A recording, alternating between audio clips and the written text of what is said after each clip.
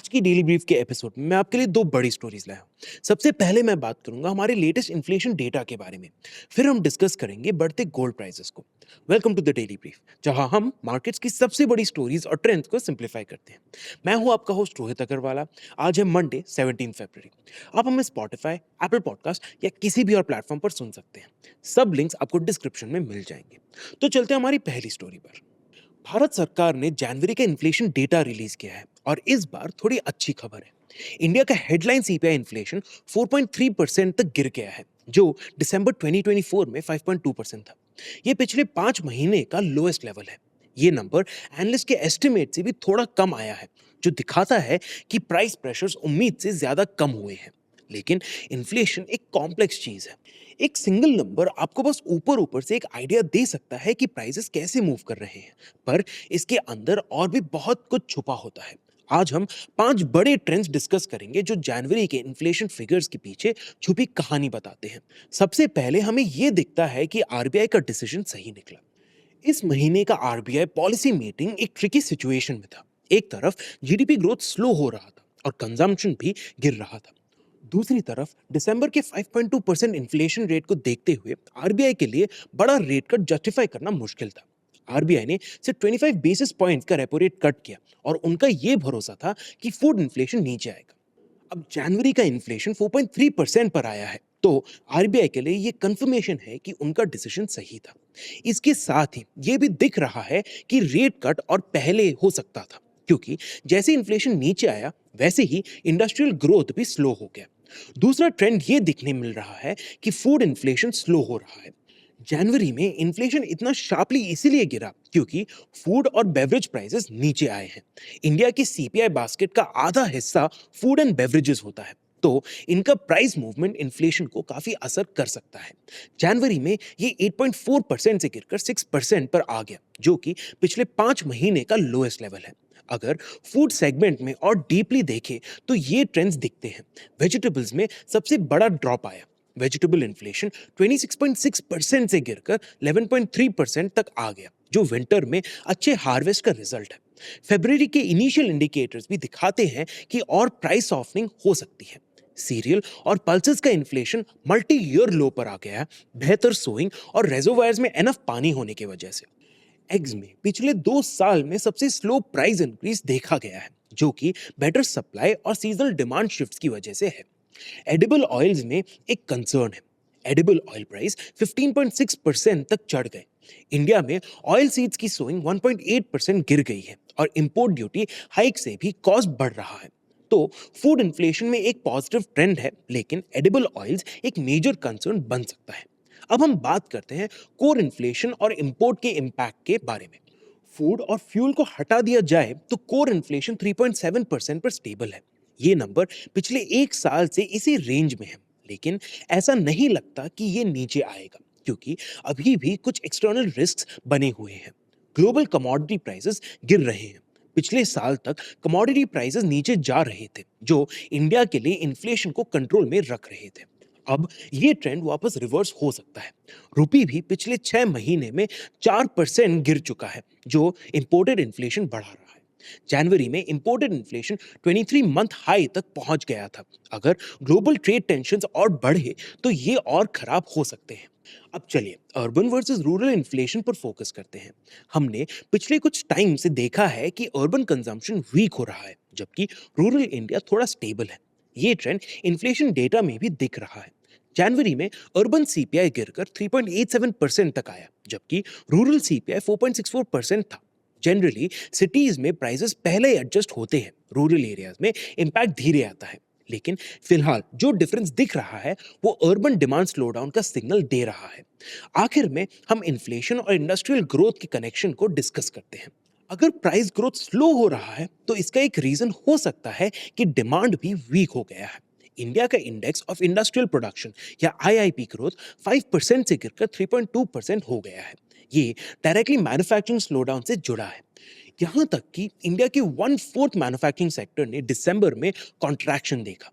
ये ट्रेंड एक चिंता का कारण है। जब डिमांड बढ़ता है तब प्राइसेस भी बढ़ता है और इंडस्ट्रियल एक्टिविटी भी साथ में बढ़ता है। अगर डिमांड वीक है तो इन्फ्लेशन गिरना जरूरी तो है, पर यह अच्छी बात नहीं है। तो बॉटम लाइन ये है कि इन्फ्लेशन कम होने का मतलब हमेशा अच्छा नहीं होता। गुड न्यूज़ ये है कि प्राइस प्रेशर थोड़ा कम हुआ है। ये हाउसहोल्ड्स के लिए अच्छी बात है। फूड इन्फ्लेशन नीचे आ रहा है, जो लॉन्ग टर्म के लिए अच्छा साइन है। और आरबीआई का रेट कट डिसीजन सही लग रहा है। फ्यूचर में और रेट कट्स का स्कोप भी हो सकता है। लेकिन इंडस्ट्रियल ग्रोथ स्लो हो रहा है। डिमांड रिकवरी अभी भी अनक्लियर है। एडिबल ऑयल्स का प्राइस एक रिस्क बना हुआ है। इंपोर्टेड इन्फ्लेशन के सिग्नल्स नेगेटिव है, जो फ्यूचर में इन्फ्लेशन को वापस बढ़ा सकती है। आरबीआई का काम यहाँ खत्म नहीं हुआ है। अगले कुछ महीने में इन्फ्लेशन और ग्रोथ के बीच बैलेंस बनाना मुश्किल हो सकता है। अब चलते हैं हमारी दूसरी स्टोरी पर। पिछले हफ्ते इंडियन स्टॉक मार्केट डाउन रहा, लेकिन एक इंस्ट्रूमेंट जो लगातार ऊपर जा रहा है वो है गोल्ड। पिछले हफ्ते गोल्ड ने $2,930 पर आउंस का अपना ऑल टाइम हाई टच किया। सिर्फ 45 दिनों में गोल्ड का प्राइस 11% से ज्यादा बढ़ चुका है। लेकिन आखिर ये इतनी तेजी से क्यों बढ़ रहा है? क्या डिमांड बढ़ रहा है या फिर ग्लोबल अनसर्टेनिटीज इसका रीजन है? चलिए इसको डिटेल में समझते हैं। देखिए, गोल्ड एक अजीब एसेट क्लास है। ये एक कमोडिटी भी है, एक स्टोर ऑफ वैल्यू भी है और एक हेज भी।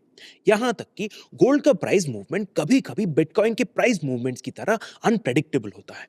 अगर आप पिछले 2 सालों का डेटा देखें तो गोल्ड दुनिया के बेस्ट परफॉर्मिंग एसेट्स में से एक रहा है। जनवरी से लेकर अब तक गोल्ड प्राइसेस ग्लोबल मार्केट्स में एग्रेसिवली बढ़ रहे हैं। लेकिन ये सिर्फ पिछले कुछ महीनों की बात नहीं है। जैसा कि डीएसपी म्यूचुअल फंड ने हाल ही में कहा, लॉन्ग टर्म में बहुत कम पोर्टफोलियोज गोल्ड से बेहतर परफॉर्म कर पाते हैं। इंडिया उन कुछ रेयर मार्केट्स में से है जो गोल्ड को आउट परफॉर्म कर पाए हैं। लेकिन पिछले 1 साल में जो प्राइस में ग्रोथ देखने मिला है वो अलग लेवल का है। तो भला गोल्ड इतना महंगा क्यों हो रहा है? गोल्ड प्राइसेस काफी फैक्टर से इन्फ्लुएंस होते हैं। Demand supply dynamics, investor behaviour और मैक्रो इकोनॉमिक अनसर्टेनिटीज। चलिए इसको 4 की रीजंस में तोड़ते हैं। पहला रीजन है ज्वेलरी डिमांड। गोल्ड डिमांड का एक बड़ा फैक्टर है ज्वेलरी इंडस्ट्री, जो इंडिया और चाइना के कंज्यूमर से ड्राइव होता है। 2024 में ग्लोबल ज्वेलरी डिमांड 11% गिर गया था और चाइना का इसमें काफी बड़ा हाथ था। चाइनीज इकोनॉमी अंडर परफॉर्म कर रही है और चाइना का ज्वेलरी डिमांड 24% गिर गया। रिटेलर्स लाइटवेट डिजाइन्स और एलॉय के साथ नए बायर्स अट्रैक्ट करने की कोशिश कर रहे हैं। इंडिया में डिमांड स्ट्रांग रही। प्राइसेस बढ़ने के बावजूद वॉल्यूम में सिर्फ 2% की गिरावट आई। एक बड़ा रीजन गवर्नमेंट पॉलिसी था। जुलाई 2024 में इंडियन गवर्नमेंट ने गोल्ड इंपोर्ट ड्यूटीज 15% से 6% तक रिड्यूस कर दी, जिससे गोल्ड डिमांड और बढ़ गया। इंडिया 563.4 टन गोल्ड डिमांड के साथ दुनिया का सबसे बड़ा गोल्ड ज्वेलरी मार्केट बन गया। दूसरा कारण है ग्लोबल अनसर्टेनिटी और पॉलिसी रिस्क्स। गोल्ड एक सेफ हेवन एसेट माना जाता है। जब इन्वेस्टर्स को लगता है कि गवर्नमेंट्स इकोनॉमी को सही तरीके से हैंडल नहीं कर रहे हैं तो वो गोल्ड की तरफ भागते हैं। यूएस डॉलर दुनिया का सबसे ट्रस्टेड करेंसी रहा है, लेकिन अमेरिका का फिस्कल डेफिसिट और बढ़ता डेट इन्वेस्टर्स के लिए चिंता का कारण बन रहा है। हिस्टोरिकली यूएस डेट बढ़ने से गोल्ड प्राइसेस भी बढ़ते हैं। ट्रम्प के वापस आने से पॉलिसी अनसर्टेनिटी और बढ़ गया है। लोग स्पेकुलेट कर रहे हैं कि अगर नए टैक्स कट्स आए या डेफिसिट और बढ़ा तो गोल्ड का रैली और तेज हो सकता है। ग्लोबल मार्केट्स भी वॉलेटाइल है। ट्रेड वॉर्स, जियोपॉलिटिकल टेंशंस और मिडिल ईस्ट क्राइसिस के वजह से लोग गोल्ड को हेज के रूप में देख रहे हैं। तीसरा कारण है स्टॉक मार्केट सेल ऑफ और करेंसी वीकनेस। जब ग्लोबल स्टॉक मार्केट्स वीक होते हैं तब इन्वेस्टर्स सेफ एसेट्स में शिफ्ट करते हैं और गोल्ड उनमें से एक है। यूएस में डीप सीक एआई का impact stock market sell off का रीजन बना, जबकि यूरोप और चाइना के मार्केट्स भी स्लो चल रहे हैं। फेडरल रिजर्व ने इंटरेस्ट रेट कट्स करने में स्लो अप्रोच लिया है, जिसका मतलब है कि हाई इन्फ्लेशन के अगेंस्ट हेज के तौर पर गोल्ड का इंपॉर्टेंस और बढ़ रहा है। जापानीज येन और इंडियन रुपी दोनों वीक हो रहे हैं, जो कि गोल्ड का प्राइस और बढ़ाने का कारण बन सकता है। यही ट्रेंड ईटीएफ फ्लोज में भी दिख रहा है। 2020 से 2024 के बीच गोल्ड ईटीएफ्स में कंसिस्टेंटली आउटफ्लो हो रहे थे, लेकिन पिछले 3 क्वार्टर्स में इन्फ्लोस वापस बढ़ने लगे हैं। चौथा और आखिरी कारण है सेंट्रल बैंक्स का gold stock piling. Global central banks भी एग्रेसिवली गोल्ड खरीद रहे हैं, क्योंकि अब वो यूएस डॉलर से डाइवर्सिफाई करने की कोशिश कर रहे हैं। रशिया यूक्रेन वॉर और मिडिल ईस्ट कॉन्फ्लिक्ट्स के बाद सेंट्रल बैंक्स का गोल्ड परचेज और बढ़ गया है। पिछले 3 सालों में दुनिया के सेंट्रल बैंक्स हर साल 1000 टन से ज्यादा गोल्ड खरीद रहे हैं, जो 2010 से 2021 के कंपैरिजन में डबल है। रिजर्व बैंक ऑफ इंडिया ने भी 2024 में 73 टन गोल्ड परचेज किया, जो 2023 के कंपैरिजन में 4 गुना ज्यादा है। तो क्या ये गोल्ड रैली चलता रहेगा? देखिए, गोल्ड एक बेरर एसेट है। इसका मतलब है कि अगर आपके पास फिजिकल गोल्ड है तो उसका वैल्यू किसी फाइनेंशियल इंस्टीट्यूशन या गवर्नमेंट पर डिपेंड नहीं करता। अगर दुनिया में अनसर्टेनिटी बना रहता है तो गोल्ड का डिमांड भी बना रहेगा। अगर यूएस डेट और फिस्कल डेफिसिट और बढ़ता है तो गोल्ड प्राइसेस और ऊपर जा सकते हैं। और अगर जियोपॉलिटिकल टेंशंस बढ़ते हैं तो इन्वेस्टर्स गोल्ड में और ज्यादा शिफ्ट कर सकते हैं। पर अगर इन्फ्लेशन कंट्रोल में आता है, स्टॉक मार्केट्स स्टेबल होते हैं और सेंट्रल बैंक्स गोल्ड बाइंग कम करते हैं, तो गोल्ड रैली थोड़ा स्लो हो सकता है। लेकिन एक बात तो क्लियर है, जितना दुनिया के अनसर्टेनिटीज बढ़ रहे हैं उतना ही लोग गोल्ड की तरफ भाग रहे हैं। गोल्ड प्राइसेस का ऊपर जाना एक बड़े प्रॉब्लम का सिग्नल है। लोगों का ट्रस्ट मार्केट्स, इकोनॉमीज और गवर्नमेंट्स पर कम हो रहा है। तो ये थी आज की स्टोरीज। अब चलते हैं टिडबिट्स पर। पहला, इंडिया के ऑटो एक्सपोर्ट्स जनवरी 2025 में 40.2% बढ़ गए, जो ग्लोबल मार्केट में इंडिया के बढ़ते फुटप्रिंट को दिखाता है। SIAM के डेटा के मुताबिक टू व्हीलर एक्सपोर्ट्स 46.2% बढ़कर 3,80,528 यूनिट्स तक पहुंच गया, जबकि पैसेंजर व्हीकल्स का एक्सपोर्ट्स 17% बढ़कर 57,585 यूनिट्स रहा। थ्री व्हीलर एक्सपोर्ट्स भी 20% बढ़कर 23,859 यूनिट्स तक पहुंच गए। इसके कॉन्ट्रास्ट में डोमेस्टिक सेल्स अभी भी धीमे हैं। पीवी सेल्स सिर्फ 1.6% बढ़कर 3,99,386 यूनिट्स रहे। टू व्हीलर सेल्स 2.1% के ग्रोथ के साथ करीब 15 लाख यूनिट्स तक पहुंचे और थ्री व्हीलर्स के सेल्स 7.7% बढ़कर 58,167 यूनिट्स रहे। ये एक्सपोर्ट मोमेंटम दिखाता है कि भारत ग्लोबल ऑटो मार्केट्स में अपनी जगह बना रहा है, लेकिन डोमेस्टिक डिमांड अभी भी वीक है। दूसरा, अदानी ग्रीन एनर्जी ने श्रीलंका में अपने 350 मेगावाट के विंड पावर प्रोजेक्ट से एग्जिट कर लिया है, जो $442 मिलियन के वैल्यूएशन के थे। 250 मेगावाट्स के मुन्नार और 100 मेगावाट्स के पुन्नेरन प्रोजेक्ट्स 2025 तक ऑपरेशनल होने वाले थे, लेकिन नई सरकार ने टेरिफ रीनेगोशिएशन शुरू कर दिए, जिस वजह से अदानी ने ये स्टेप लिया। ये प्रोजेक्ट्स पहले कंपेटिटिव बिडिंग के बिना दिए गए थे, जिस वजह से पॉलिटिकल स्क्रूटनी बढ़ गया।